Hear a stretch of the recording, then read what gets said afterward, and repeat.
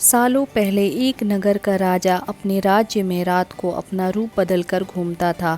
वो रूप बदलने के बाद लोगों से मिलकर अपने यानी राजा के बारे में जानने की कोशिश करता और उनकी समस्याओं को समझता था।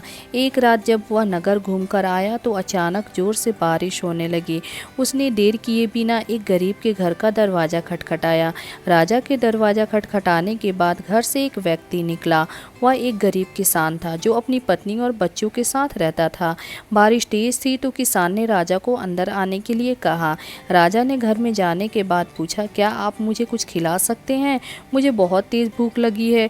वो गरीब किसान और उसका परिवार 3 दिनों से भूखा था और उसके घर में एक भी दाना अन्न का नहीं था। किसान के मन में हुआ कि भले ही हम भूखे हैं लेकिन अपने अतिथि को यूं भूखा नहीं रख सकते। अब किसान ये सोच समझकर बेचैन हो गया कि अपनी अतिथि का पेट कैसे भरा जाए। तभी उसने घर के सामने वाली दुकान से चावल चुराने की तरकीब सोची। उसने सिर्फ अतिथि के लिए ही 2 मुट्ठी चावल लिया और उसे पकाकर राजा को खिला दिया। तब तक बारिश रुक गई थी और राजा अपने घर चला गया था। दूसरे दिन दुकान का मालिक अनाज की चोरी की शिकायत लेकर राजा के पास पहुंचा। राजा ने दुकान के मालिक और उस गरीब किसान को अपनी सभा में प्रस्तुत होने का आदेश दिया।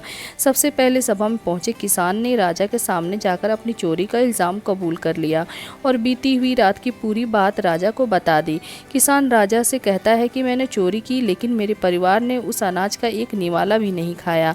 गरीब किसान की बातें सुनकर राजा बहुत दुखी हुआ और उसने किसान को बताया कि अतिथि के रूप में मैं स्वयं तुम्हारे घर आया था। इसके बाद राजा ने सभा में पहुंचे दुकानदार से पूछा कि क्या आपने अपने पड़ोसी को चोरी करते हुए देखा था? दुकानदार ने जवाब दिया कि हाँ, मैंने इसे रात में चोरी करते हुए देखा था।